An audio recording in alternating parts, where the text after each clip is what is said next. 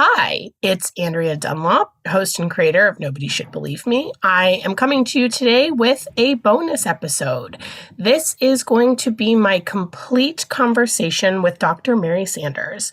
Dr. Sanders is a clinical associate professor at Stanford University, and she is just an incredible expert on the treatment of perpetrators in particular. So you heard from her in a couple of episodes on season 1, and this is my complete conversation with her, which includes lots of fascinating stuff that ended up on the cutting room floor. If you are interested in more content like this, you can join our Patreon. We have a really great community building over there, and there are many episodes that will never make it to the main feed, such as my complete interview with Hope Ybarra, which, trust me, that is a fascinating one.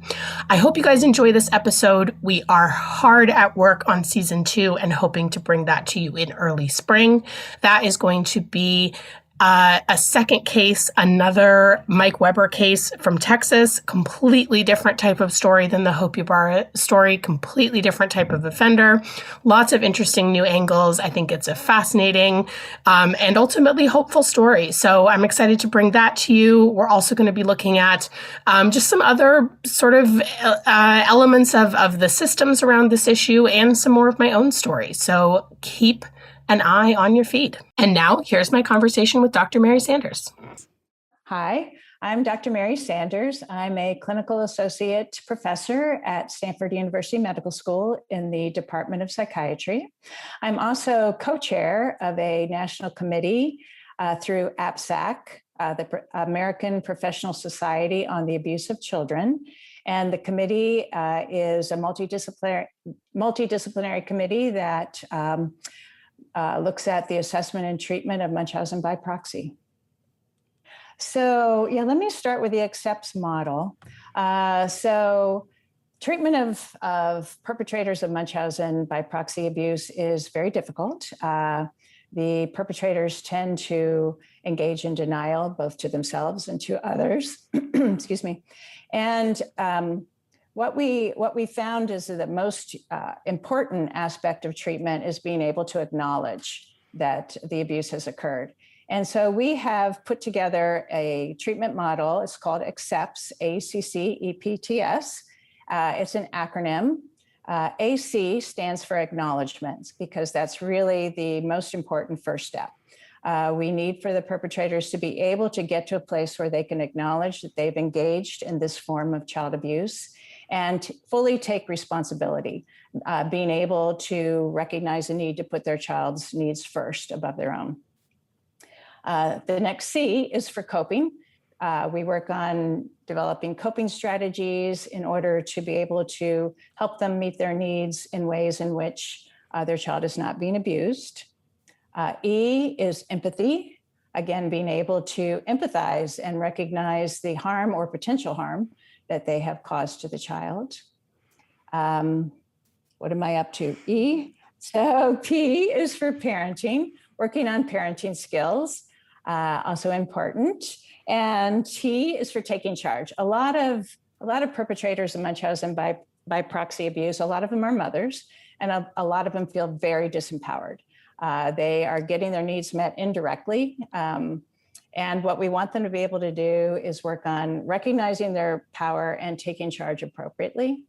And then S is for support, which is so important, being able to build a support system in which their supports recognize, acknowledge the abuse, are supporting them in appropriate behaviors, both within the family and the community, and accepting outside monitoring in order to ensure that abuse does not reoccur. With a general question of, are these perpetrators treatable? What is your answer to that? Oh, that is a hard question. Treatment with perpetrators of Munchausen by proxy abuse is very difficult. Again, the important aspect is acknowledgement. And when individuals tend to have what's called an external locus of control, they tend to blame others, not take responsibility, get their needs met indirectly, using deception. It's very difficult for them to admit and acknowledge that they've engaged in these behaviors, not only to others, but to themselves. Certainly, they may face all sorts of reprisals from friends, family, and legally as well. And so there's a lot of reasons not to acknowledge the abusive behaviors. With that said, some have been able to do so. And it takes a lot of courage for them to be able to do that. When they have then been able to work successfully in treatment. We have had successful cases. We have had cases that we're able to reunify with ongoing support. It is quite a process. It takes quite a long time and involves evaluation, reevaluation of progress in order to work toward reunification. Yeah. So do you have a specific case that you could talk us through of someone who's been successfully treated, in your opinion? I can. I've had a couple of cases that have been successful. Again, for the most part, it was acknowledging. I've had 2 cases in which the parent did acknowledge, actually fairly early on in the process. One parent told me that they felt relief. They wanted someone to actually catch them and stop them because they felt as though they couldn't do that themselves. And then they were able to engage in long-term treatment, which also included definitely separation. They were not reunified with their children. 2 of them did go to prison for a period of time, and when they came out of prison, continued the treatment. So the treatment actually spanned, several years of working at becoming empowered, taking charge, working on parenting skills. And one of them did go on and have future children as well, and they were able to appropriately parent those children. And also along with, all along the way, a lot of monitoring. Do you have any insights on that you could share with us on what the difference was in those cases where they were able to be successfully treated? The main difference was being able to acknowledge. That was it. Truly acknowledge what they had done, truly become empathic, recognize the harm they'd caused to their children. In one case, the parent was able to explain to their children a couple years later, when she was able to see them, what she had done, which actually helped them in their healing as well. I have to say, it's hard to imagine, having known about a lot of these cases, it's hard to imagine what would bring a perpetrator to that light bulb moment, if you will. I think we even hear a lot of stories of perpetrators that go down for long jail sentences who never acknowledge what they've done and maintain their innocence. Absolutely. And statistically speaking, that is the case. I've also worked with much more cases that did not get to that place. Right. You've talked about the difficulty of getting people to acknowledge their behavior, which is obviously a really big lift and a really necessary first step. Are there other things that make this kind of treatment particularly difficult? Yes. A lot of the parents have engaged in their own factitious behaviors imposed on self. And I have had some parents that it was very difficult for them to admit that to themselves and to their family. The families were, needless to say, quite surprised and upset and felt betrayed. Also, personality disorders. A lot of parents are diagnosed with personality disorders that are difficult to treat. And especially if the abuse has been severe and life-threatening, for example, non-accidental poisoning or smothering. These are much more difficult situations in which to work at treatment and reunification safely. Part of what you're talking about sounds to me that it's made more complicated by the presence of this huge taboo around the topic and a huge amount of shame. That makes me think of the comparison I've heard several times of this sort of abuse to pedophilia. And can you talk a little bit about why those two things can be similar?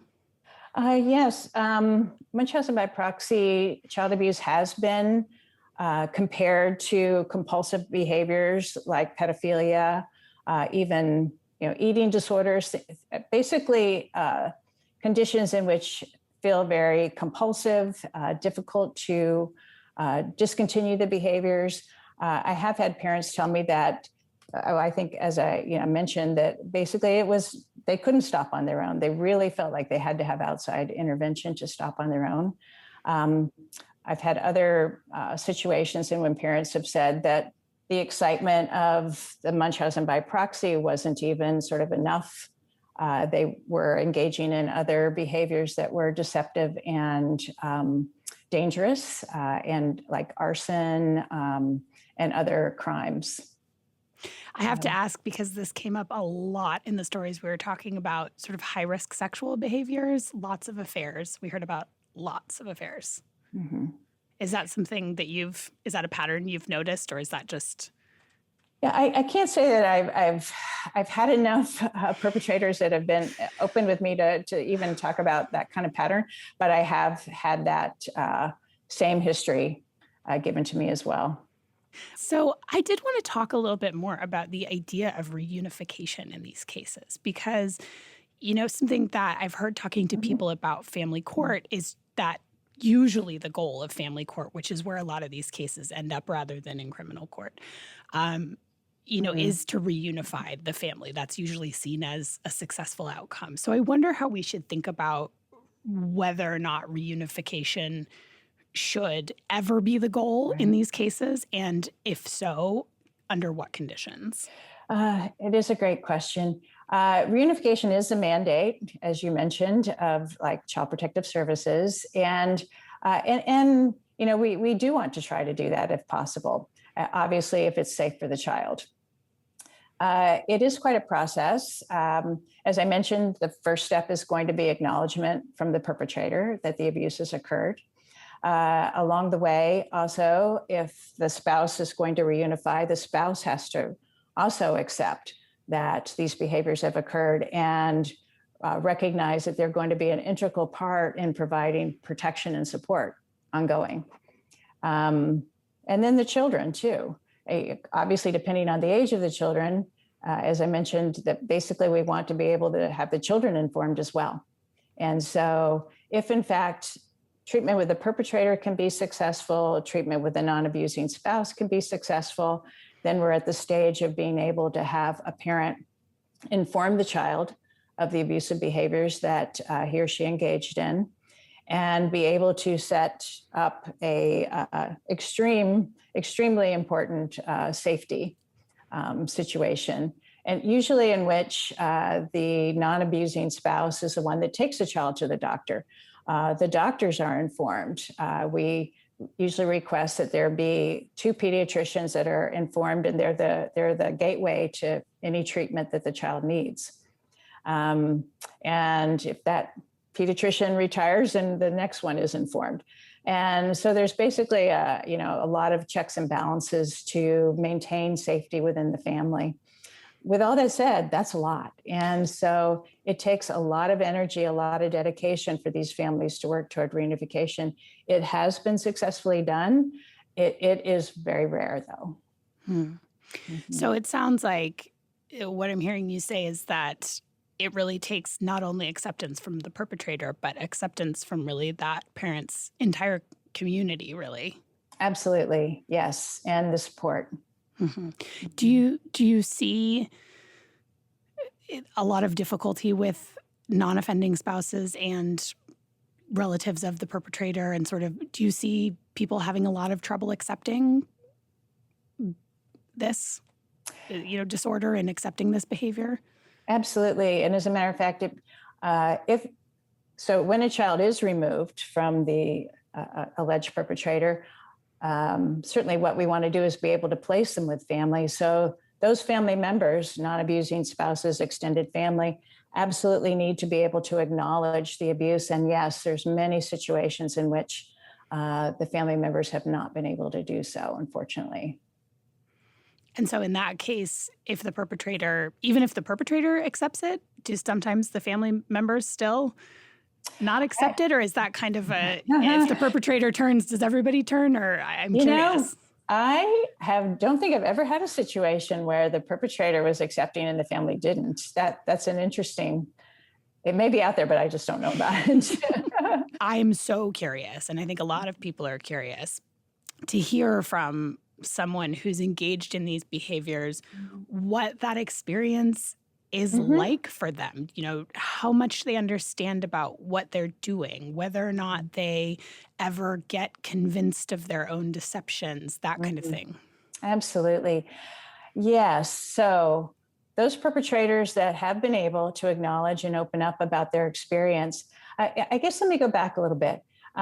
Sometimes that isn't the case right away, and it may take us a little bit to get there. And my approach in working with perpetrators is to look at we go back in time and look at their growing up, how they grew up, especially around how do you get attention? How did you get your needs met? And sometimes in doing that, what we've been able to do is discover almost this story in which they realized they had used deception in their childhood to get attention. And they may have even seen, the child that pretends to be sick to stay home from school, right? A number of us have done that. but they may have seen this and been a part of that themselves in a more significant way, or seen it in their family system. And basically that sometimes helped them be able to acknowledge, wow, this is really, I've done this. I've engaged in these behaviors in my life. And now I've taken it to this step where I've, presented myself as being ill when I'm not, presented my child as being ill when my child is not. And so sometimes that's where we can get to the acknowledgement if it's not right away. With that said, going further into acknowledging and, what happened to that knowledge that you were doing this. And what I've been told on a couple of occasions is that there's a defense mechanism called compartmentalization. And one parent told me they were able to take the knowledge were doing this to their child, actively harming their child, and sort of put it in a little mental drawer and kind of close it, so sort of put it aside. They knew it was happening, but they could just not pay attention to that information. And every once in a while they would see, like you lose your keys and oh, there they are. So every once in a while they would be reminded that they were engaging in these behaviors. But they would also be using rationalization, another defense, with the idea being that, this is helping my child. They're getting these opportunities to meet celebrities or, Make-A-Wish Foundation, Habitat for Humanity, built my house, so rationalizing that somehow this was actually in their child's best interest. And I have had parents that they said they almost came to believe, the illness, sort of like if you tell yourself a story over and over, you do tend to kind of, buy into it a little bit. And especially when the doctors, when they were able to convince doctors and then the doctor said, oh, yes, your child has this, they were able to kind of suspend reality and come to believe it to some extent themselves. That's really interesting. I think that the experience that a lot of people who've been adjacent to these cases will talk about, family members and that kind of thing, is this experience of they seem so convinced of this when they're telling me, that the person, when they're reporting these things that turn out to be false, they just seem like they believe it. And so that holds with what you're saying. And of course, that's distinct from being delusional, right? Like they're not actually sort of believing these things in the way that someone who's having delusions believes them to be true, or someone that's an extreme hypochondriac or something like that believes they don't actually believe their child's ill, but they're creating such a compelling alternate version of reality that there are moments that they're sort of slipping into that version of reality. Is that sort of what you're yes, explaining? It's beautifully said. Exactly. Yes. It's not a delusional system, but just being able to kind of, almost convince themselves, even though they know it's not true. Yeah. Well, something that I find really interesting about the focus of your work and really compelling is that I think there is this easy conception when people are looking at these cases to look at these perpetrators as monsters and to just think this is a person that if you get people across that bridge of believing that it's happening, then I've found that sometimes the only way people can then cope with that is by saying, oh, this is just a monstrous human. That word monster comes up a lot. And I really appreciate and think it's extraordinary that people like you can find enough empathy as a way in to helping these women and helping these families. And it's moving for me to think that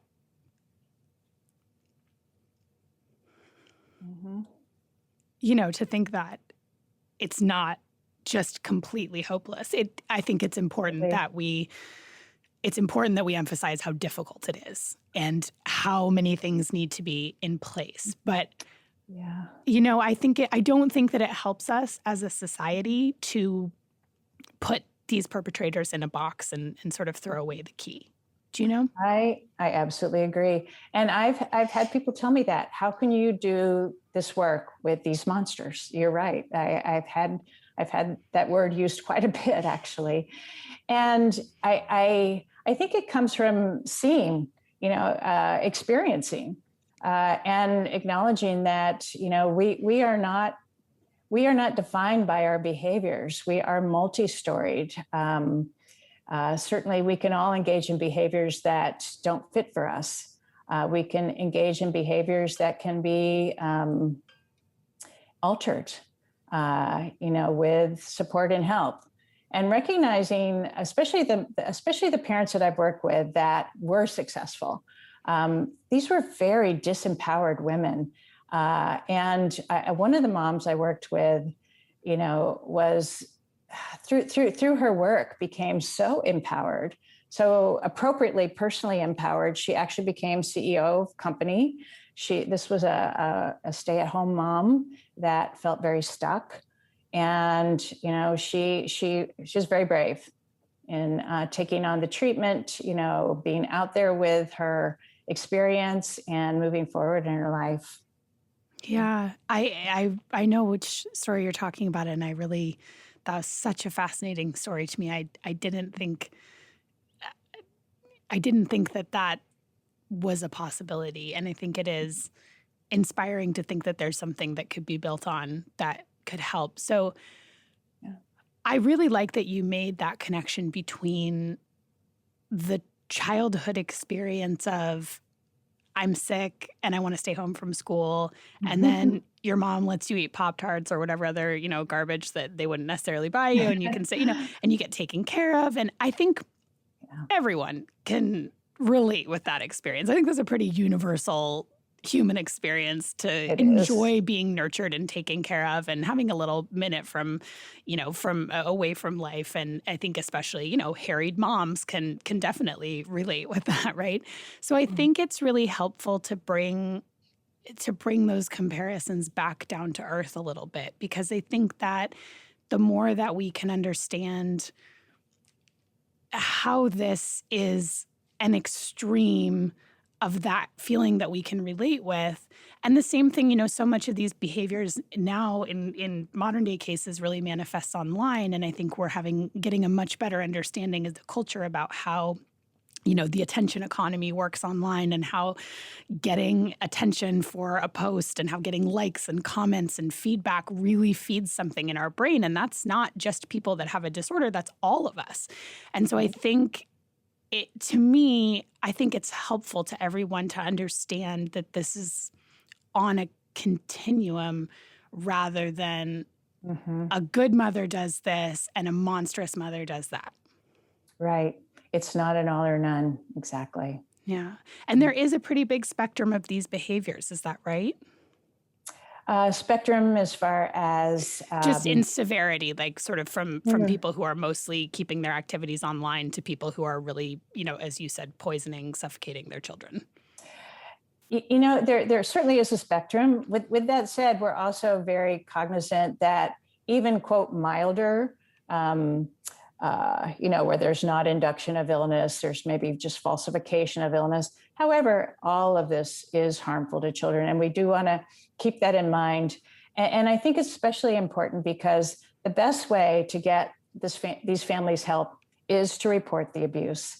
And I also wanted to say that there's another term called medical child abuse, and it refers to situations in which children may be over-medicalized, brought to the doctor when they may not have a need. And we may not know whether there's falsification intentional or not. This may be an overly anxious mother or a delusional parent, but still the child is being harmed. So we do want to acknowledge that we want these cases. The best thing is to be able to report and intervene. And yes, there is a spectrum in how of abuse, from sort of just falsifying, saying a child has seizures when they don't, et cetera. However, that leads to inappropriate treatments that can be harmful, evaluations that can be invasive, all the way to, yes, smothering or use of substances, poisoning that can certainly put a child at risk for death.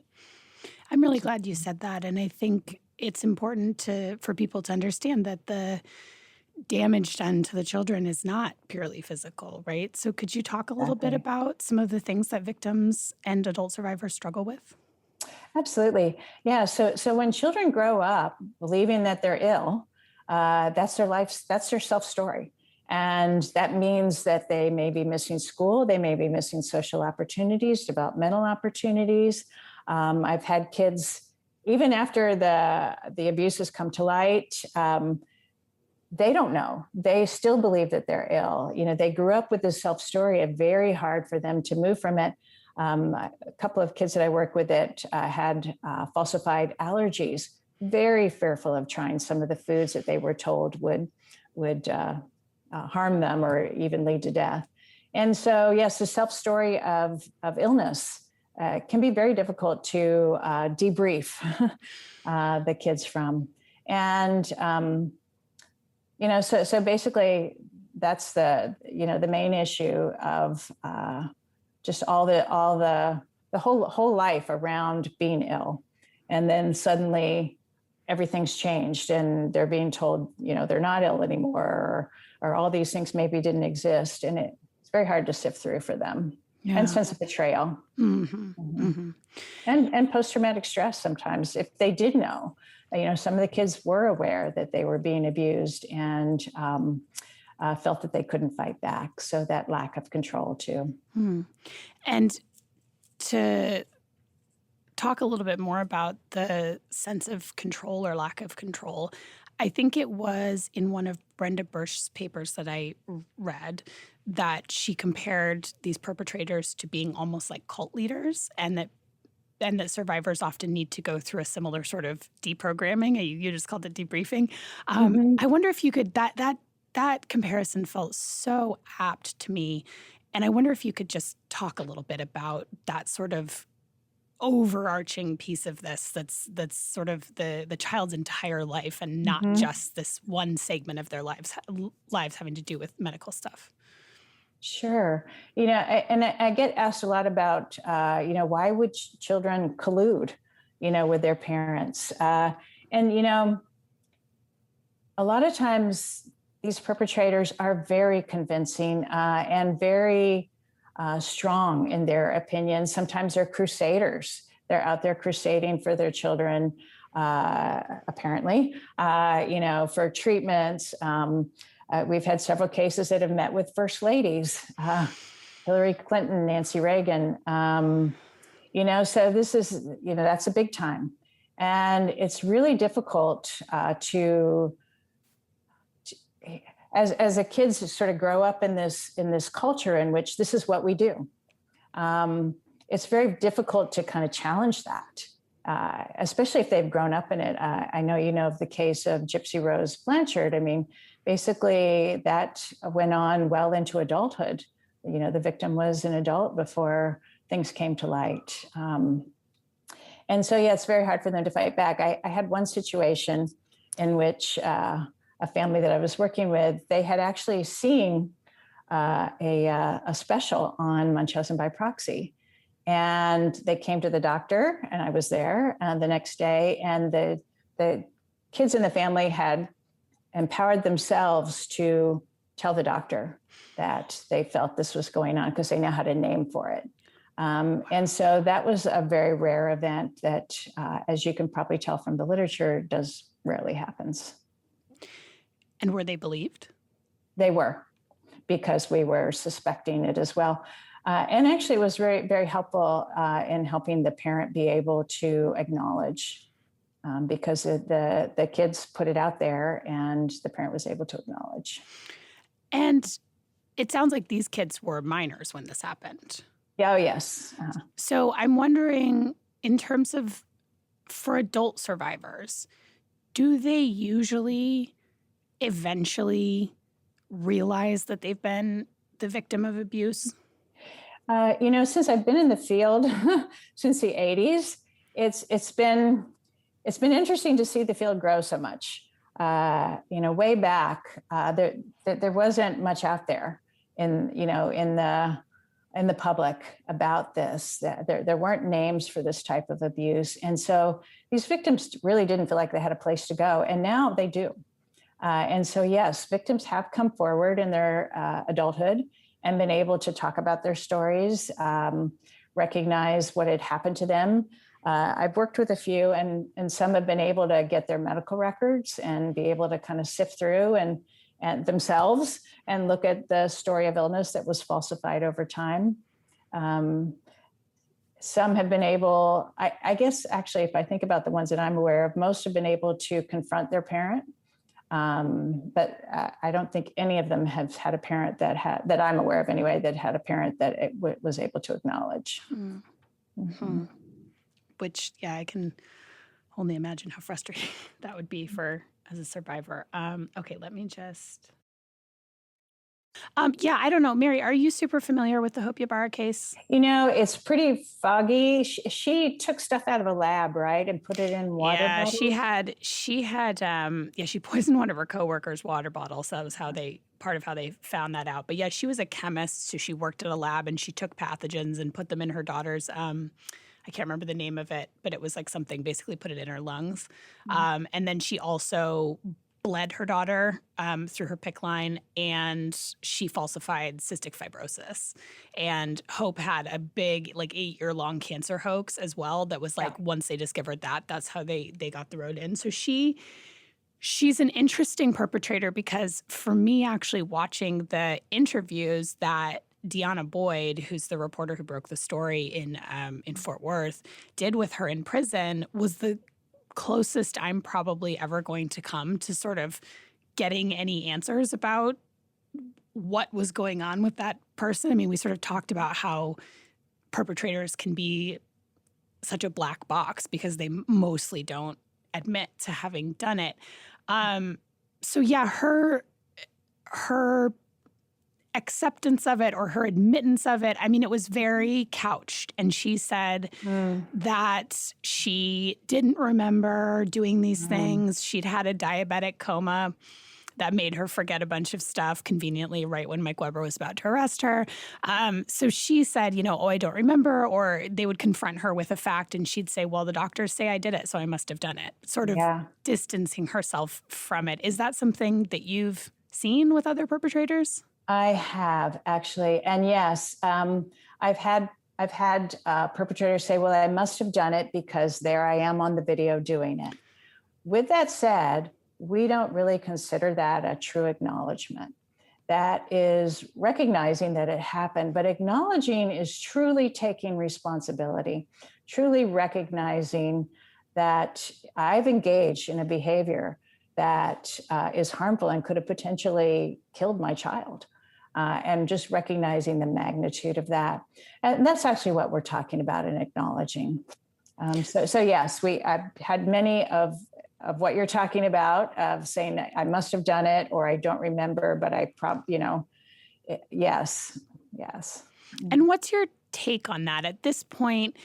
When we're watching these prison interviews with Hope, she's doing the time. It's nothing she's gonna say in that interview is going to make her situation any worse. And in fact, to my mind, it's a possibility of a redemptive moment, right? It's a possibility to publicly acknowledge what you've done and possibly build a bridge back towards a relationship with your children and with the rest of your family, which is what she was saying she wanted. She's saying she wanted all along, I want to be back with my family. I've lost everything.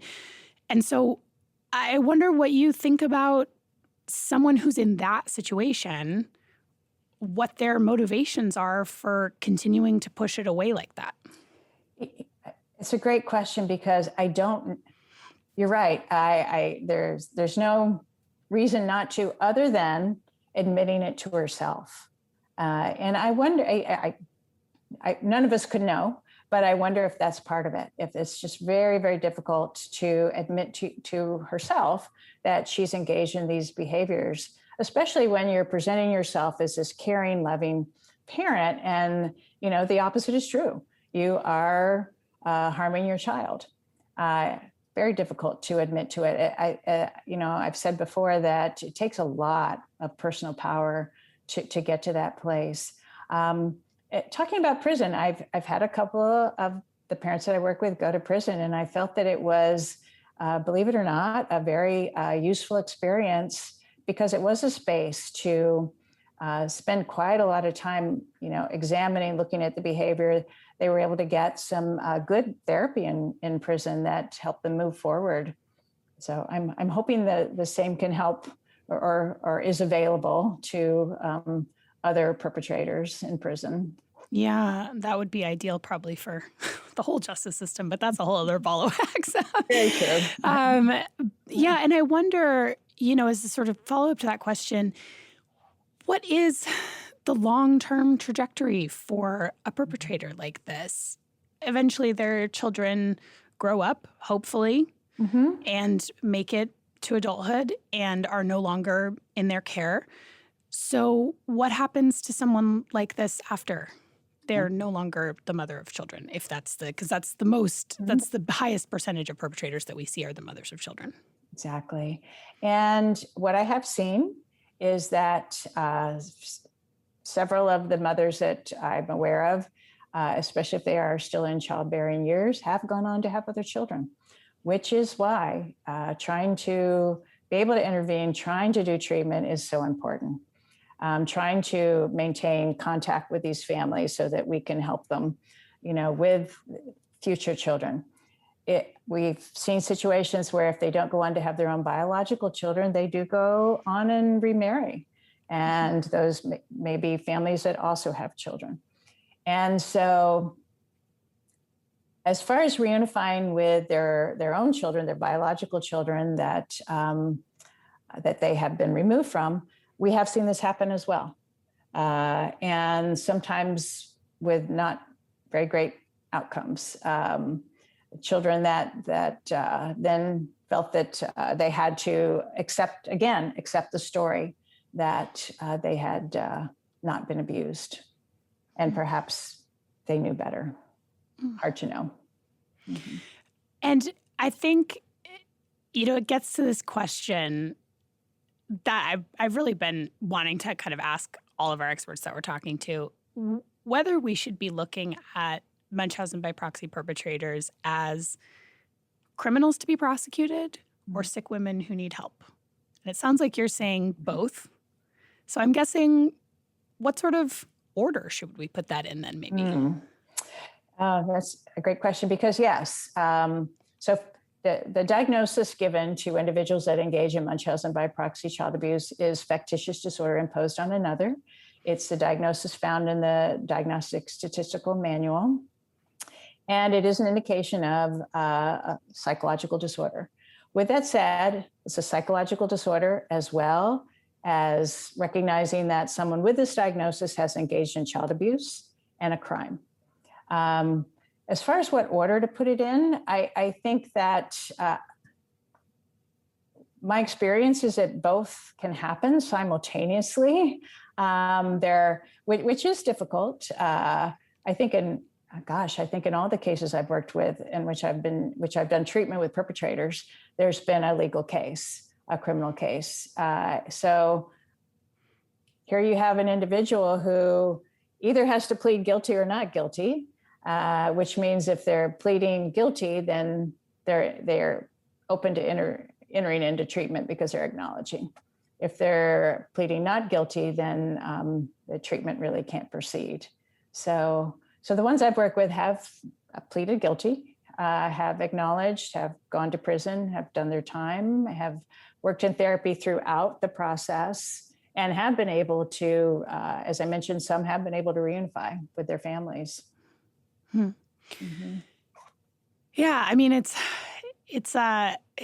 think that reunification question feels especially tricky to me, just because I think that we can look at someone and see them in the full picture of their humanity and extend empathy towards them, and also sometimes acknowledge that that person might not be capable of parenting, right?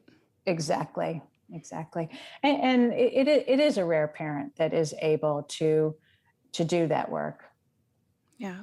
So what do you think can be done to better protect children from this kind of abuse? I think the main way that we can protect children from Munchausen by proxy child abuse is to recognize it, exists, and to then know what to do, which is to report and to help Child Protective Services understand this form of abuse, because it's still so misunderstood. It's frequently not recognized, and when it is, it's misunderstood. So reporting, understanding, getting the information. I mentioned APSAC before, American Professional Society on the Abuse of Children. So apsac.org. If you go to the website, you can download for free practice guidelines, and they're multidisciplinary. The audience is pediatricians, psychology, psychiatry, social work, judges, attorneys, all of us that are involved in these cases. So the best way to protect is to recognize and report.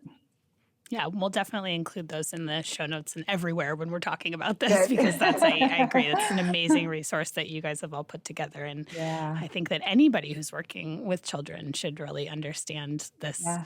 It just amazes me how I still, just this week, several cases have come across my desk, and there's not been a report.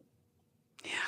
I mean, it's funny that you said earlier in the conversation, you mentioned, when I was first working on this, there was just nothing, and and I was like, as opposed to now where everyone's so well informed, I was like, it still feels like, with all, respect to all the work that you guys have done, and it's been really wonderful to connect with other people through this podcast. It's just been quite an incredible experience, but obviously there needs to be more of that too, because it just is. I think a lot of people still don't know what it is. I'm always shocked when I'm talking to someone who's, a really educated person, and they're a lawyer and they're this and that, and they've just never even heard of it. Not even, and more people have heard of it now, obviously, than even a few years ago. I think that for all the things that are not helpful about the Gypsy Road, Blanchard, and all the many media properties it's now expired, all the things that's inspired. There was some misinformation that went along with that as well, but at least people have heard of it, and you're not, but most of the time you are starting from scratch with people. Exactly. Well, when I started in 1989, I think there was one book, and I think there were maybe 5 articles. Wow. Yeah. So yeah, I would ask people in the audience, and no hands would go up. Now most hands go up when I say, have you heard of? I'm always really fascinated to ask those of you that have chosen this as a professional direction. This is not an easy area to focus your entire, your professional life on, and can often come with quite a bit of blowback. And so I wonder, for you, what is it about this issue that you find so compelling to have dedicated so much of your time to it? It's a great question because I can't say I chose it. It's I was in the field of child abuse, certainly, and actually family therapy.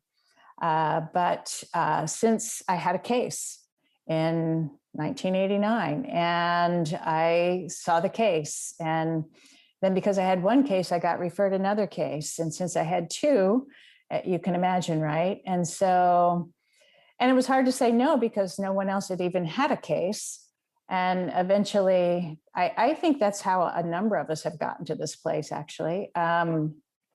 So it is hard for me now. We are actively recruiting individuals to, to work in this field. It's difficult. You're right. There's a lot of reasons not to. It's tough. It's emotionally tough. It's professionally tough. It can be legally tough. So it's a lot to take on. And yet, when you come across these cases where you know that because of the work you did, a child's life was saved, that's huge. Mm-hmm. So how do sort of race and socioeconomic demographics play into this? Is this more of a white upper middle class in the United States disorder, or is this across the board? Yes. Well, certainly what we've seen in the literature, cases have been reported across the globe, at least in 24 other countries, besides the US. All SES, social economic status, backgrounds, certainly all races. It does seem like in the US, a number of cases that have kind of become very apparent in the media. There has been a high percentage of Caucasian mothers that we're seeing, but also I've certainly seen all races involved. What do you think the reason for that is? Because we've definitely noticed that trend as well. Mm-hmm. Is that just because that's who the media will pay more attention to, or what's your take on that? Actually, I know of at least two cases that are non-white that are pretty big media cases out there, but I have no idea why that. It seems like a high percentage of the cases that really are high profile media mm-hmm. cases tend to be Caucasian cases. Interesting. Yeah. So is there anything else before we sign off that you would want people to know about this issue? The thing is, you can probably tell that I push guidelines and reporting, acknowledging, reporting, no matter what. That's the part that just kills me.